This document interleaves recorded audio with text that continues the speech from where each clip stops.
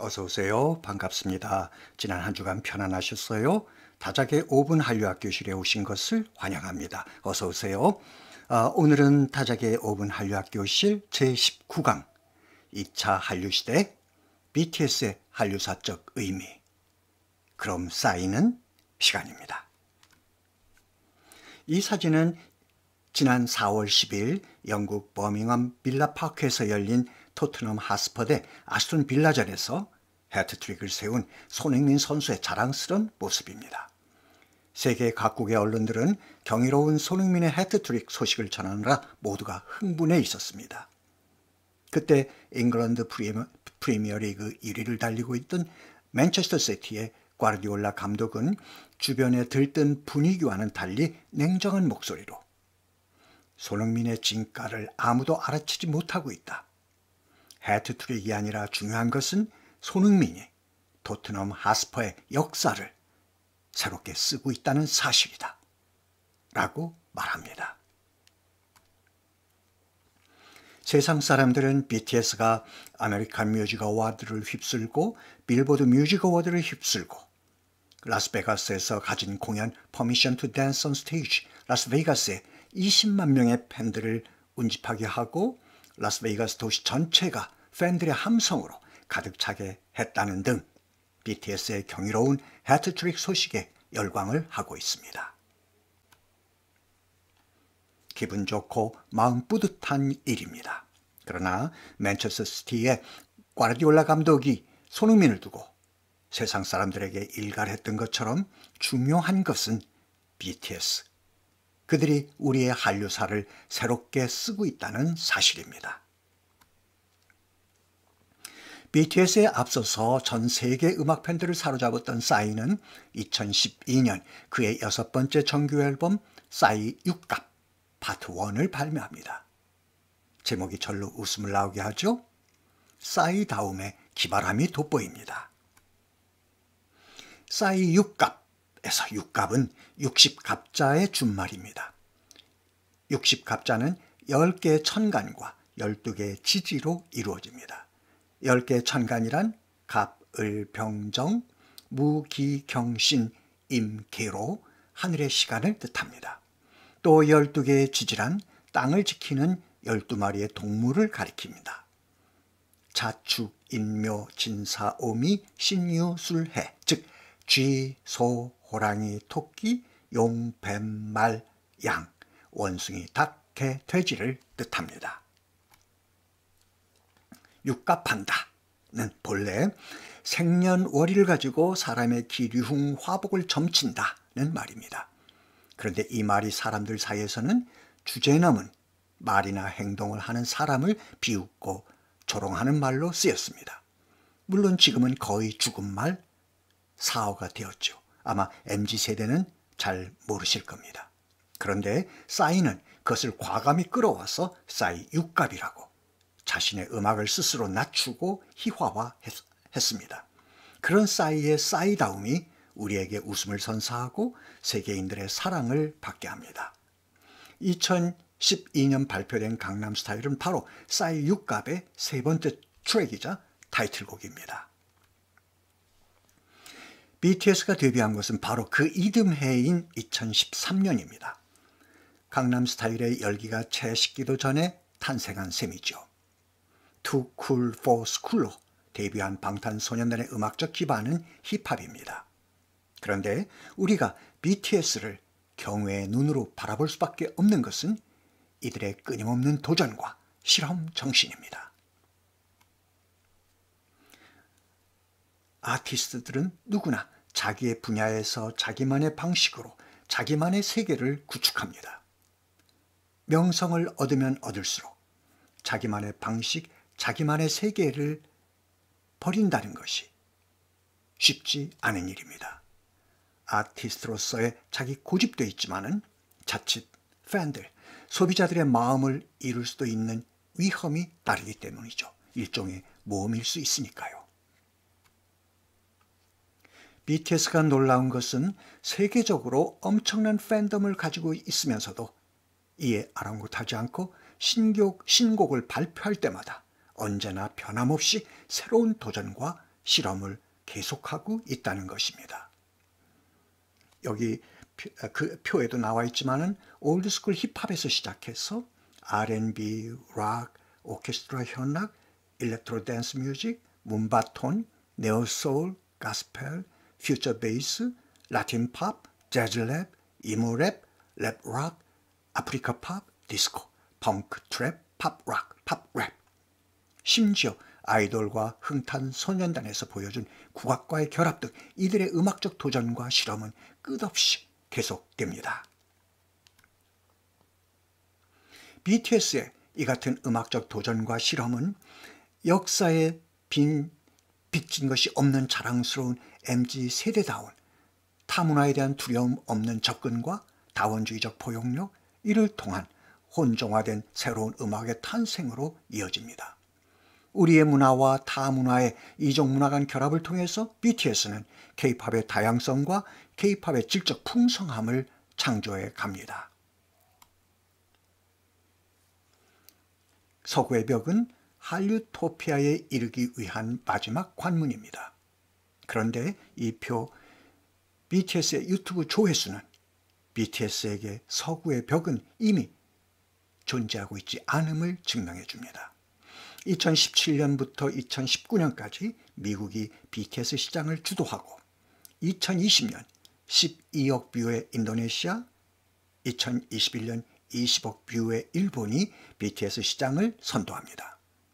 선도 기간이 미국 3년에서 인도네시아 1년, 일본 1년으로 점차 짧아지고 나라가 바뀌고 있다는 것은 BTS 음악 시장의 역동성, 다이내믹을 보여주는 것이기도 합니다. BTS는 할리우토피아에 이르기 위한 마지막 관문, 즉 서구의 벽에 작은 구멍을 하나 냈습니다. 1999년 클론의 북경 공연이 크리티컬 포인트, 즉 임계점이 돼서 신조어 한류의 탄생이라는 창발 현상, Emergent Behavior를 이끌어냈듯이 BTS의 작은 구멍이 크리티컬 포인트가 돼서 Emergent Behavior, 창발 현상, 즉 할리우토피아의 세상이 열리기를 기대합니다. 그런 의미에서 BTS는 할리우토피아 그 가능성의 표징으로서 우리의 한류사회에 존재합니다. 여기서 갖게 되는 궁금증 하나. 그렇다면 2012년 강남스타일로 전 세계를 흔들었던 싸이는 어떻게 되는가? 싸이의 한류사적 의미는 무엇인가? 우수한 밈은 충실성, 다산성, 장수성 등 세 가지 조건을 충족시켜야 합니다. 그런데 싸이의 강남스타일은 문화 콘텐츠의 네 가지 특성, 즉 상업성, 대중성, 오락성, 창조성을 충족시킴으로써 우수한 밈의 첫 번째 조건, 충실성을 훌륭히 이행합니다.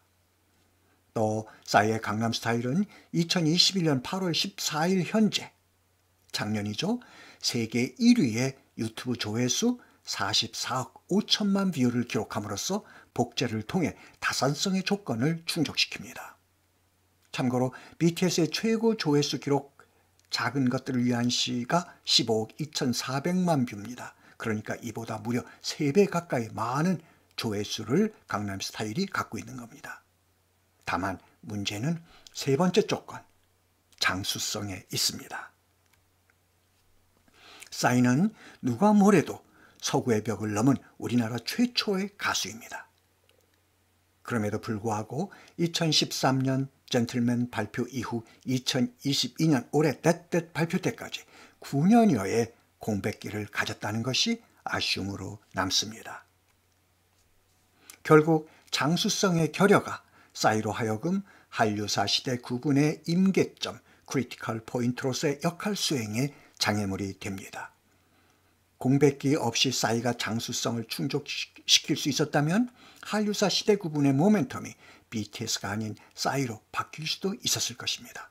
결국 장수성의 결여가 싸이로 하여금 한류사 발전의 크리티컬 포인트, 임계점의 기회를 상실하게 합니다. 그러나 불교의 시간관, 과거는 독립된 과거가 아니고 그 가운데 현재와 미래가 포용되며 현재 역시 과거와 미래가 포용되고 미래 가운데의 과거와 현재가 포용된다는 3즉1, 1즉3의 입장에서 보면 싸이는 분명 과거입니다. 그러나 BTS의 현재에 포용되어 있고 미래의 K-팝에 녹아 있습니다. 그렇기 때문에 K-팝 아티스트로서 싸이는 위대한 예술가입니다. 한류의 흔적, 즉 한류의 업, 카르마가 한류사를 창조합니다. 흔적은, 업은 역사 속에서 명멸해간 한류 종자들의 궤적입니다. 싸이의 흔적을 통해 내일의 한류사가 쓰여집니다. 종자인 BTS의 흔적을 통해 한류의 새로운 미래가 펼쳐집니다. 한류가 없었다면 싸이도 없습니다. 싸이가 없었다면 BTS도 없습니다.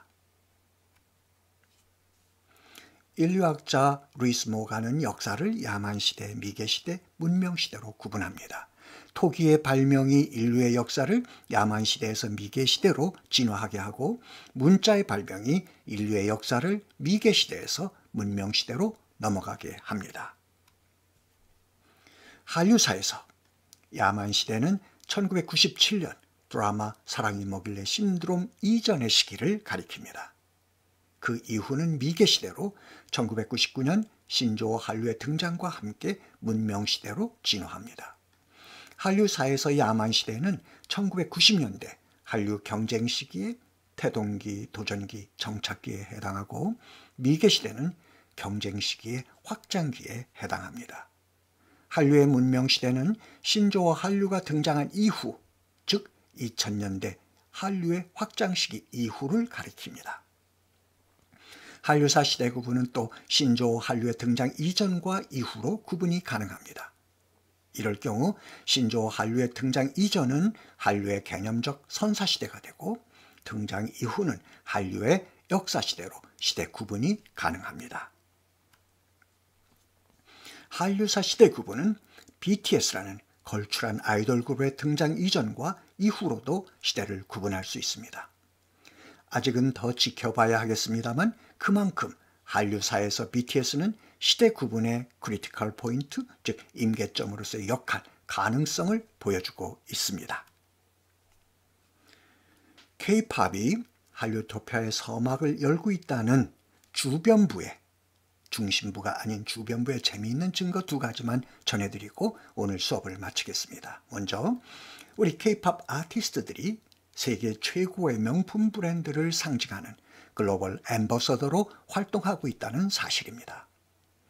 샤넬의 G-드래곤 제니, 루이비통의 BTS, 구찌의 카이, 크리스찬 디올의 지수, 생로랑 티파니 앵코의 로제, 프라다의 찬열, 셀린의 리사, 지방시의 에스파 등이 바로 그들입니다. 세계 최고의 명품 브랜드들이 왜 우리 K-팝 아티스트들을 자신들의 글로벌 앰버서더로 자연 선택했을까요? 그들의 이기적 본성, selfish nature가 작동한 결과입니다. K-팝 아티스트들을 통해서 그들의 상품 가치를 더 높이고 싶은 것이죠. 이 또한 우리가 서구의 벽을 넘고 있다는 증거 가운데 하나입니다. 음악방송 엠넷이 국내 시청자로 한정했던 오디션 프로그램의 투표권을 개방했더니 전체 투표자의 90%가 해외 투표자였다는 사실이 밝혀졌습니다. 국내에서 진행되는 K-팝 프로그램에 대한 외국 팬들의 관심이 얼마나 높은가를 새삼 확인할 수 있게 해주는 근거가 됩니다. 내가 좋아하는 연습생이 꿈을 이루는 것을 도와준다는 것이 좋아서 투표했다는 헝가리의 코바츠루카의 인터뷰는 국경을 초월해 K-팝을 통해 꿈을 이루고자 하는 오디션 도전자들에 대한 세계인들의 깊은 애정을 느끼게 해줍니다.